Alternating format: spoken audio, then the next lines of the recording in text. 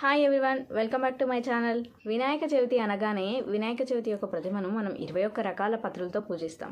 ఇంకా కుడుములు, ఉండ్రాలు స్వామివారికి నివేదిస్తాం. మనకు జీవితంలో ఎదురయ్యే ఆటంకాలను, సమస్యలను తొలగించి సకల అష్టైశ్వర్యాలను ఇవ్వమని చెప్పి వ్రతం ఆచరిస్తాం.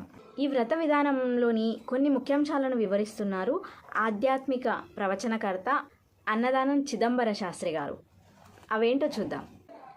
అసలు 21 రకాల పత్రులతో మనం ఎందుకు వినాయకుడిని పూజిస్తాం? చవితి పూజలో మనకు వినాయకుడి ప్రతిమ 21 రకాల పత్రులు తప్పనిసరి. నవరాత్రులు అయ్యాక ఆ పత్రులతో పాటు గణపతి విగ్రహాన్ని స్థానికంగా చెరువులు, నదులు, కుంటలలో నిమజ్జనం చేయడం మామూలే.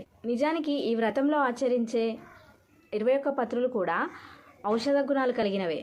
ఇక వానలు కురిసే ఈ సమయంలో జలాశయాలు కూడా కలుషితమవుతాయి. వీటిని శుభ్రం చేయడానికి ఈ 21 రకాల పత్రి సరైన పరిష్కారం అని చెబుతున్నారు. ఆకులన్నీ నీటిలో కలిపినప్పుడు వాటికి ఉన్నటువంటి ఔషధ గుణాలన్నీ కూడా నీటిలో కలుస్తాయి. అవి బ్యాక్టీరియాల్ని నిర్మూలించి నీటిని శుద్ధి చేస్తాయి.